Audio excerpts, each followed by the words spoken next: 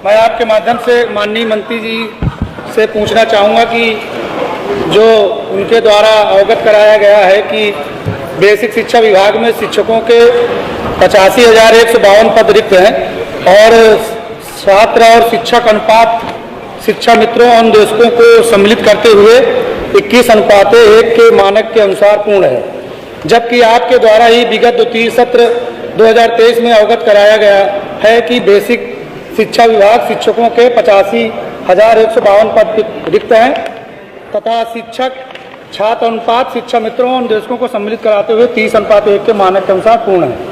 एक और आप शिक्षा मित्रों और अनुदेशकों को अनुपातिक भागीदार मानते हैं और उनको मानदेय के रूप में मात्र 7,000 से 10,000 तक रुपए देते हैं।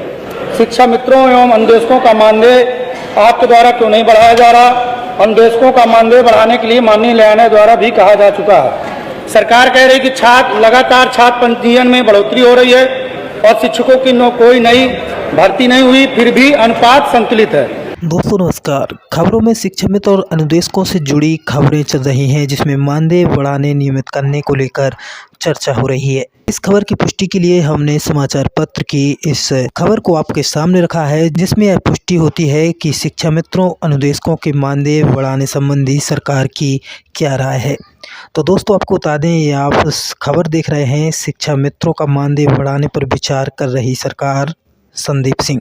खबर में आगे लिखा हुआ है कि बेसिक शिक्षा राज्य मंत्री संदीप सिंह ने मंगलवार को विधानसभा में कहा कि सरकार शिक्षा मित्रों का मानदेय और सुविधाएं बढ़ाने पर विचार कर रही है।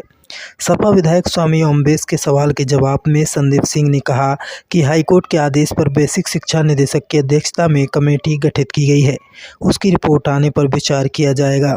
वहीं एक अन्य सवाल के जवाब में संदीप सिंह ने कहा कि परिषदीय स्कूलों में शिक्षकों की संख्या पर्याप्त है, लिहाजा भर्ती का कोई प्रस्ताव विचाराधीन नहीं है। उन्होंने कहा है कि अनुदेशक, शिक्षा मित्र और सहायक अध्यापकों की कुल संख्या 6,28,915 है।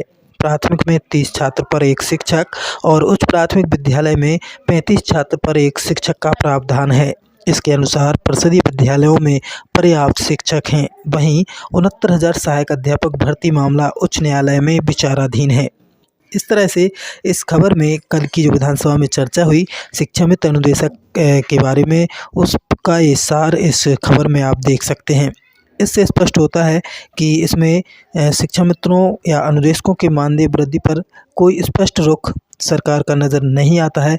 खासतौर पर अनुदेशकों के मानदेय वृद्धि पर सरकार का कोई स्पष्ट रुख नहीं निकल कर सामने आया है। केवल शिक्षा मित्रों के मानदेय बढ़ाने पर विचार करने की बात सरकार के शिक्षा मंत्री संदीप सिंह द्वारा बताई गई है और उनके द्वारा जिस तरह शिक्षा मित्र और अनुदेशकों को अध्यापकों की कुल संख्या में जोड़ा गया है और छात्र अनुपात को सही बताया गया है, उस हिसाब से देखा जाए तो शिक्षा मित्र और अनुदेशक शिक्षकों यानी अध्यापकों की बराबरी के लिए योग्य होते हैं या संख्या के लिए योग्य हैं। बाकी उनके मानदेय और उनकी सुविधाओं के लिए सरकार अब भी उदासीन दिखाई दे रही है।